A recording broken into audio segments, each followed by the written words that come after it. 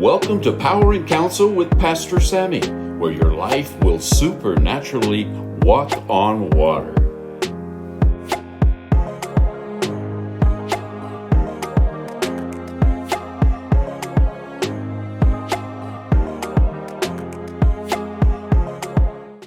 Welcome to your program, Power and Counsel with Pastor Sammy. I am very delighted to have with us today Marc Lowrance. He was a ring announcer at World Class Championship Wrestling. This is a man that I enjoyed watching actually for quite a number of years every Saturday morning as he would announce some of the most famous wrestlers. He, after that time at Dallas, Texas, went off to also become an ordained minister. As a matter of fact, he served as a senior pastor of United Methodist Church. And I've been enjoying hearing discovering that I've been enjoying hearing his messages lately. And he's going to be talking to us a little bit about some of the tragedies that happened that is within World Class Championship Wrestling. And they're tragedies that unfortunately actually affect a lot of other people and a lot of families as well. And actually, a movie very shortly is going to be coming out soon called The Iron Claw. Well, this is a gentleman that was actually there, actually saw everything that happened, and he's going to share his wisdom and his experience, firsthand experience of being there. Before we go on, I do want to send a quick shout out to Queen Bria and Adrian Ibarra, who have recently subscribed to our program. If you haven't done so, we really count on your subscription. Click on that subscribe button. Doesn't take long to stretch that finger and click subscribe and follow us. We are on YouTube, Rumble, Spotify, and we just added TikTok. So please follow us in those formats as well. Marc, please say hi to the audience. Hi to the audience. And I'm very delighted to have you here. And first of all, I mean, every time we see you, I have my youngest daughter, as a matter of fact. She's 6 years old, and I still haven't watched a lot. We subscribe to the Peacock channel, and that's one of the things that at least once a week, we watch you. They're at World Class Championship Wrestling. Down to my 6-year-old, we're still watching you. Tell us how it was being there as a young man. I know that you weren't there to stay for too long, correct? You're kind of just filling in for a little bit? That's correct. I was told that I would work 3 weeks. And when 3 weeks was over, I thanked them and got a phone call the next day saying there's been a mistake. And what was the mistake? Well, I don't know what it was. I don't know if I was given a 3-week trial or if the guy I was replacing never came back. They just decided they wanted me. I'll never know that, but the job became mine. Well, congratulations. I'm glad you got hired because we enjoyed you for many, many years. Now, it wasn't your original plan to be there for a very long time. While you were there, were you actually preparing to go into ministry, or did that just happen to be later on a couple of years? How did that happen? Well, ministry had been in the back of my mind for a long time, ever since high school. I was pursuing broadcasting because it sounded fun. It was fun. And I had some reservations and insecurities about the academic side of going to seminary. So I was pursuing broadcasting and seeing where it would go. And the wrestling opportunity came, and I knew absolutely zero about it. In fact, the Monday before they were going to use me, I actually went and bought a ticket and set up in the balcony just to watch and see what was going on. But I didn't know who the wrestlers were, anything. So I was very, very, very green. Well, it's interesting when I see you back in the day when sometimes the wrestlers, I mean, there's something that was very different from the wrestlers in WCCW there in Texas. And they seem to be a little bit more rougher, even with the audience. And it seems that I admire the way you were so cool, calm, and collected with the microphone. And sometimes they would get in your face, and I'm like, man, that guy is a very calm gentleman. Because I don't know how I would react just someone getting in my face like that. And but it was just interesting to see the stark differences between the announcers and everything like that. But sometimes, it seems like the wrestlers try to push up your buttons. Was there ever one wrestler that just kind of seemed to cross the line with you, or maybe was close to crossing the line, or it was just a certain line that they just didn't cross? No, the promotion in those days had a very strict ethic about how the announcer was to be regarded. And if you think back to the 1980s, Roone Arledge was a big executive with ABC News and ABC Sports. And he was the brainchild behind Monday Night Football. And he pit Frank Gifford, controversial Howard Cosell, and Don Meredith. Was that who the quarterback was? That was Dandy Don, that was on Monday Night Football. And they became a great team in the booth.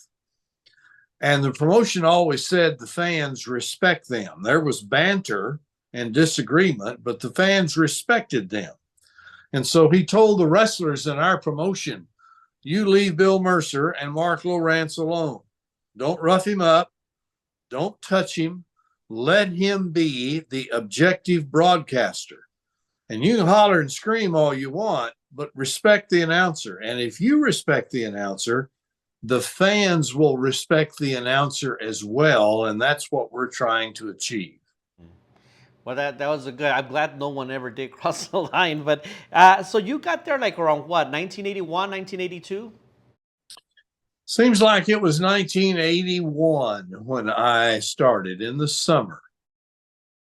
Mm-hmm. When you got there, you were still you're a young man that I can see on the television broadcasting, and as you were there, let's just admit of the whole controversy that was there.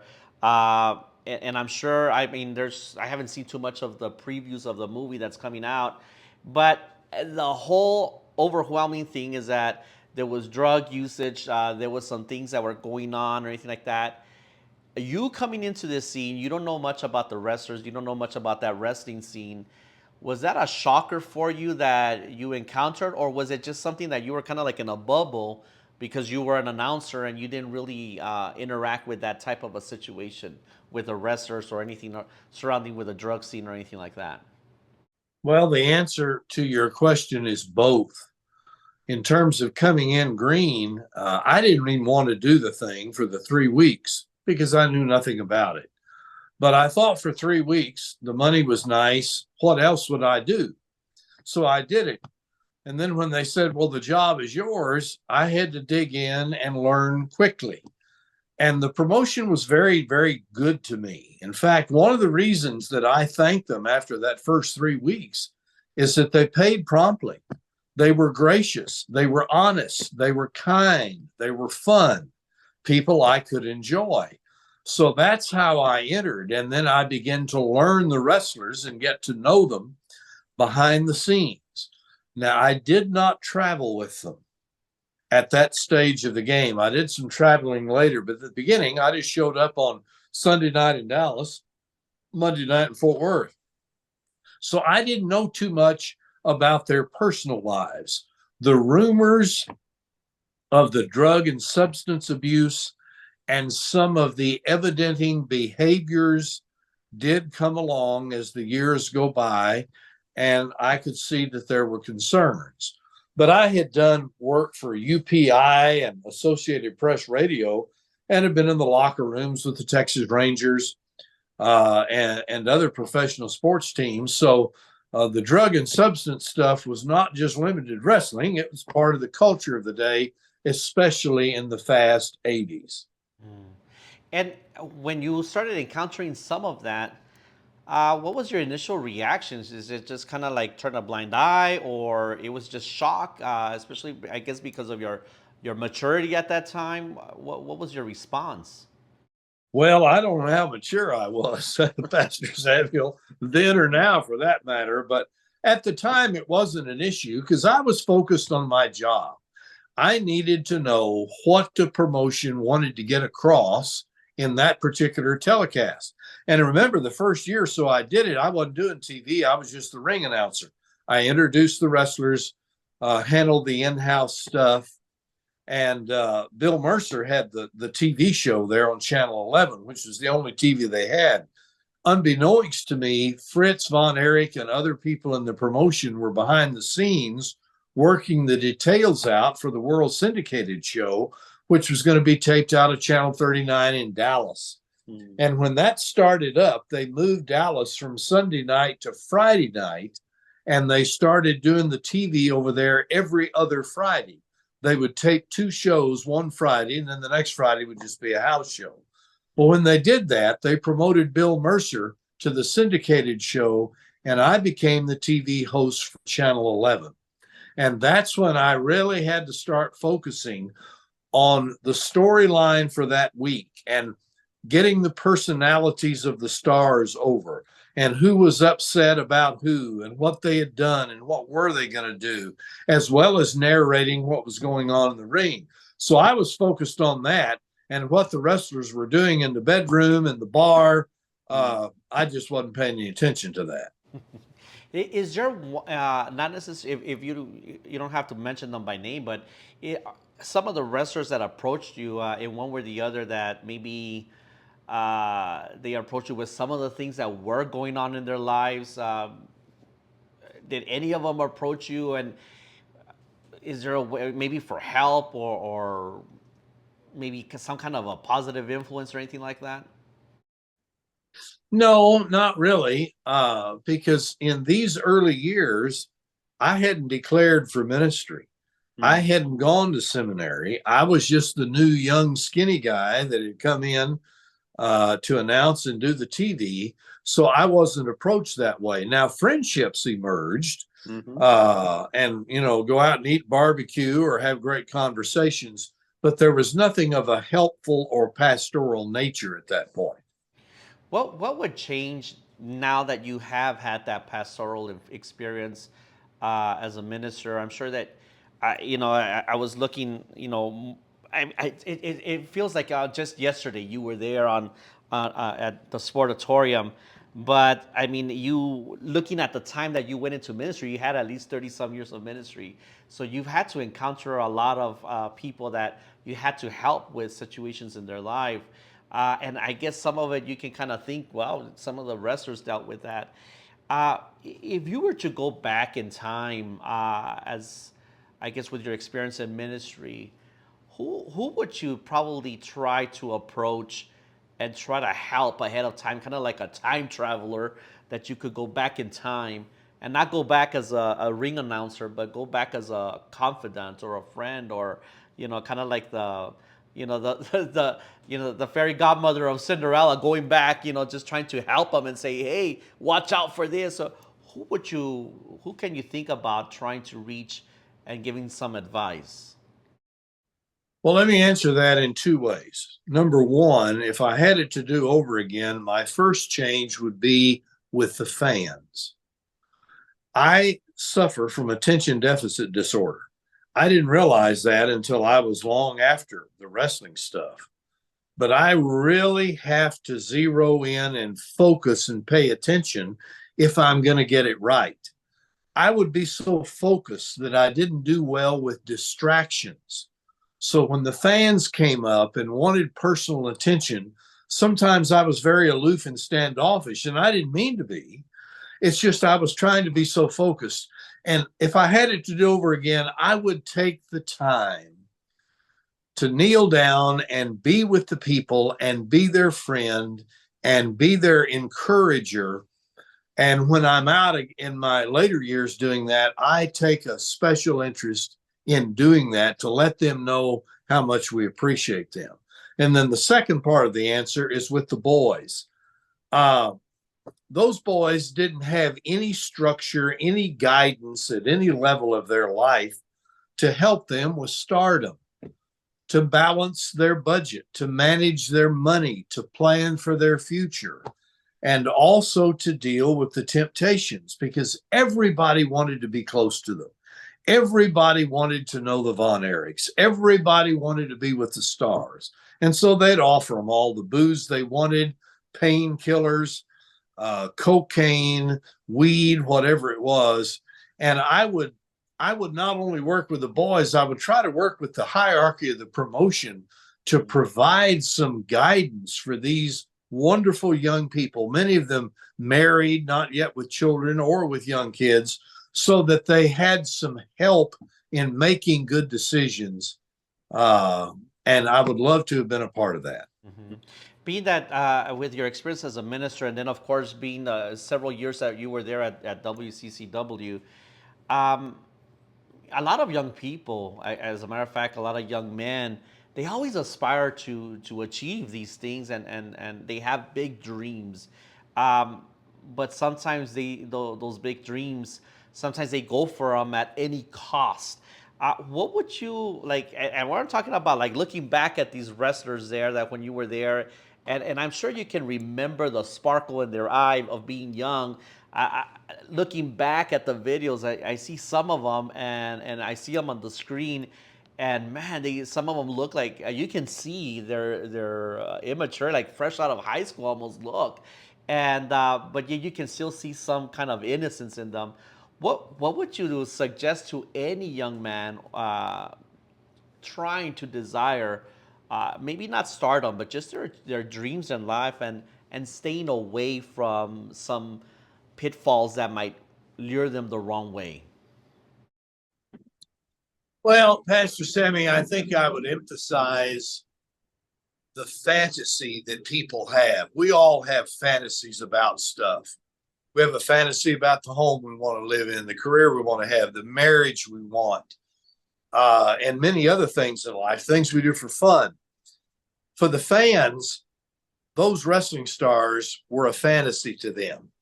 They projected onto them their hopes, their dreams, their disappointments, the baggage against the bad guys, their dreams for the good guys. And I would want to emphasize to the guys, you got to realize you're in a special place in their lives.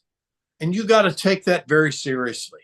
What you do and say, what you don't do and say, the life you live is going to have a profound impact on people that are looking up to you. In the church, they look up to the minister.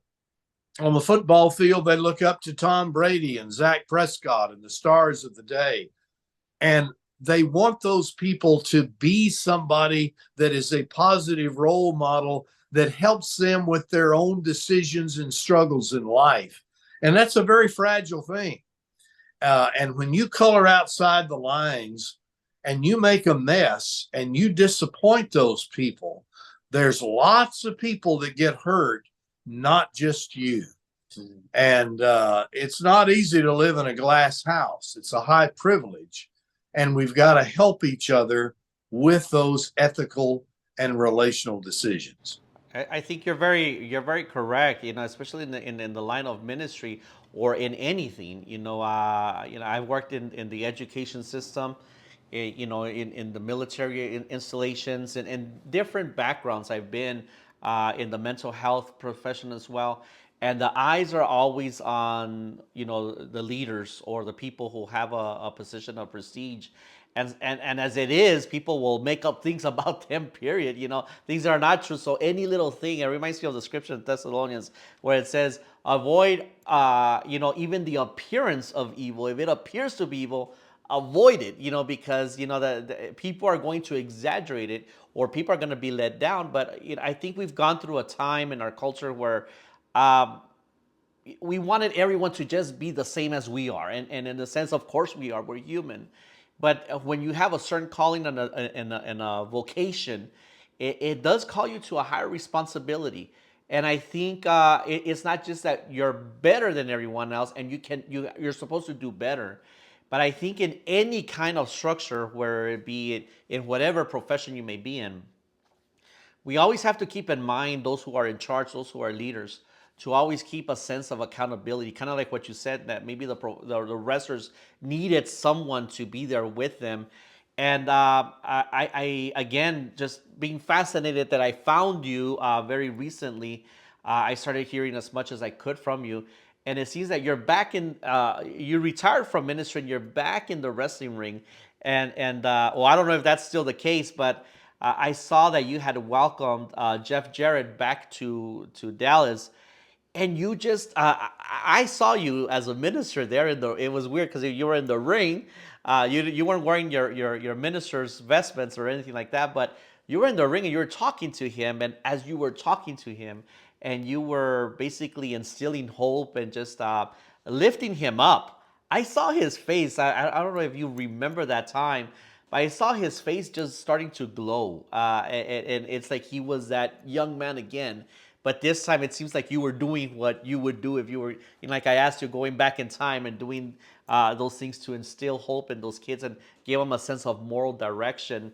Uh, what would you say for those people who are young people who don't have that sense of a good mentor? We're not talking about a coach that can get you to perform better, but I'm talking about just a mentor in life. We're talking about a lot of people who have grown up in families, Mark, where there hasn't been a good mentor in their life. They've grown up with someone who, a parent that's always working, double, out of necessity, working double shifts, working 2 or 3 jobs, and they've grown with that vacuum. What would you suggest to young athletes or young people that are growing up, but there seems to be that sense of vacuum in them, and they don't have that person to kind of guide them? Well, Pastor Sammy, there is no greater thrill or higher reward in life than knowing you've helped somebody. Big crowds in church, successful budget campaigns, great sermons, big crowds in wrestling, TV rating. That's all great. That's fun, man. Work for it. Make it the best. But real satisfaction comes when you have really helped somebody through life. And I'm going to answer your question by telling you a little bit about that Jeff Jarrett interview. Jeff was starting out in my later years when his dad, Jerry Jarrett, had bought in with Kevin and Kerry Von Erich, and Fritz was out.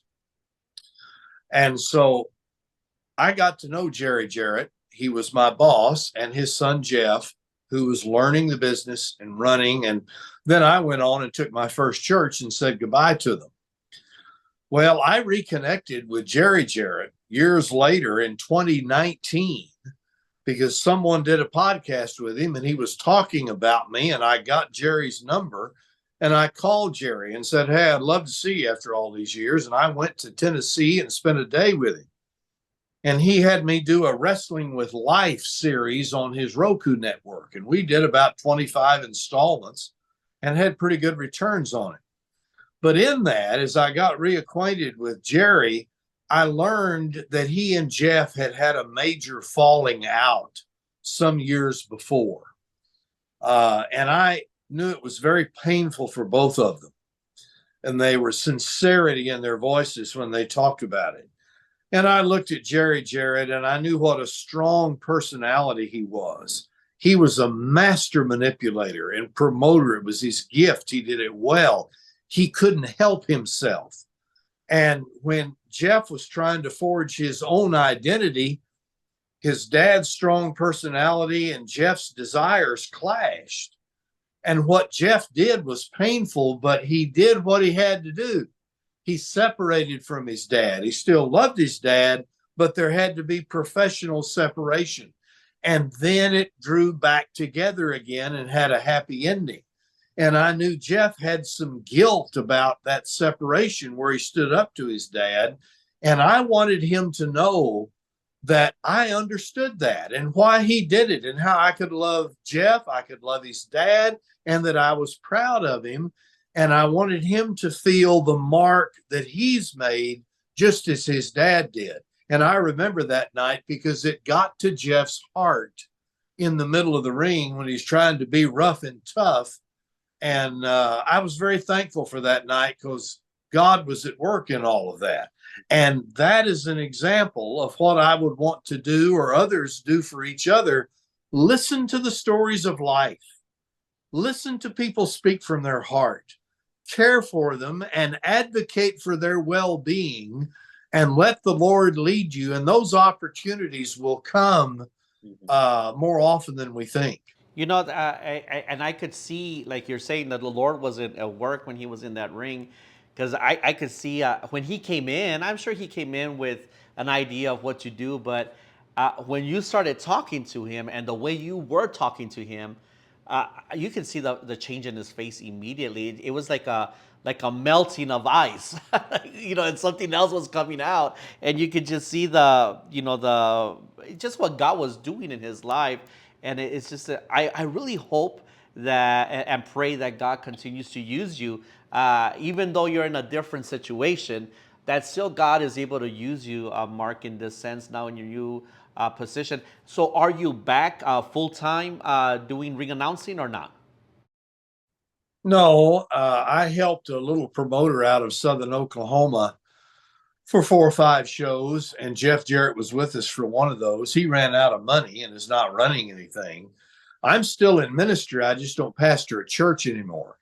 I'm the staff minister and chaplain for a family owned funeral corporation that has 14 or 15 locations. And I minister to people that way on a part time basis. And then I'm part time retired too and having some fun. I have a 17-year-old boy, it's the youngest of 2 boys, who just lost his mother this year. She died of cancer, sadly. And so I've got him full time, helping him through his senior year. So I'm still in ministry and still busy. I'm just not in the church. Well, I don't think your calling is going to end very soon, especially with a 17-year-old son. And my condolence for to him. And you've done so many great things in the past, I guess, in regards to your stardom and in your ministry. I think it's the Lord's going to start opening doors for you to start doing something new in a fresh manner. And I'm really excited to see what's going to happen there. Now that I've discovered, I'm hearing a lot of your old sermons, by the way. And I already told you which one's my favorite, though, because I can relate to it a lot. But I really encourage everyone to, if you can, hear a lot of Mark's teachings. What's the name of the church that they can look up on YouTube? Because I know that they're on YouTube, correct? What's the name of that church? Well, the church I served last for 10.5 years was St. John the Apostle United Methodist Church in Arlington, Texas. I don't think any of my stuff is on their website anymore. You have to find it on YouTube. And usually just type in my name, but spell it right because it's Marc. And then the last name is Lowrance. And you'll find some of those things on Well, you there. look him up, and he's there with his vestments, but he's also there without his vestments, with a traditional and then the more, more modern praise.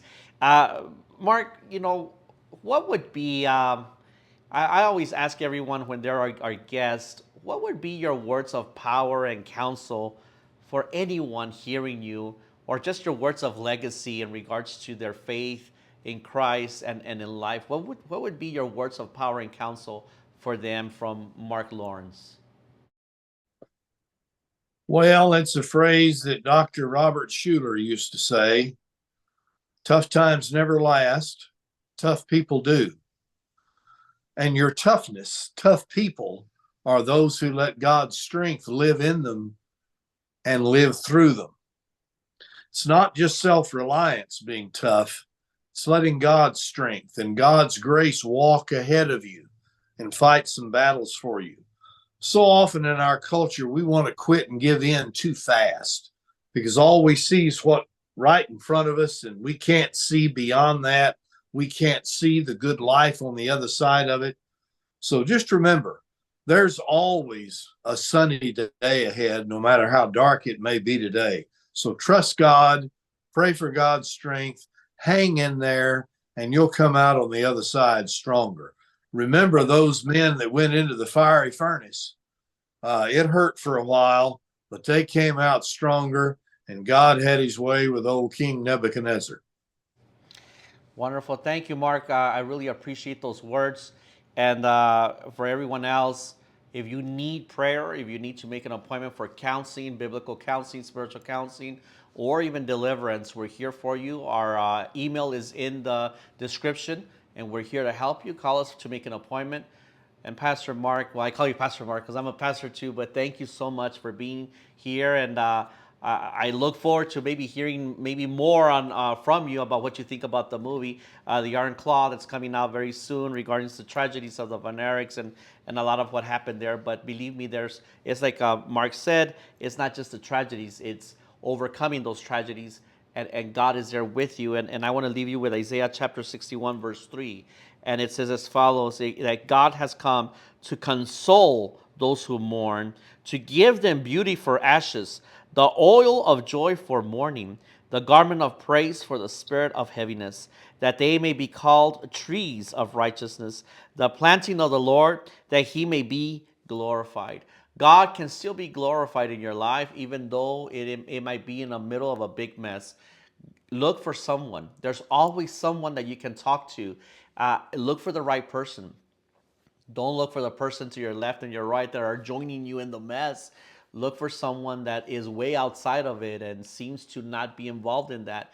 There is a light at the end of the tunnel. And I thank you so much, Marc, for those words. May God continue to bless you. May God send healing and peace to your family as they're going through this loss.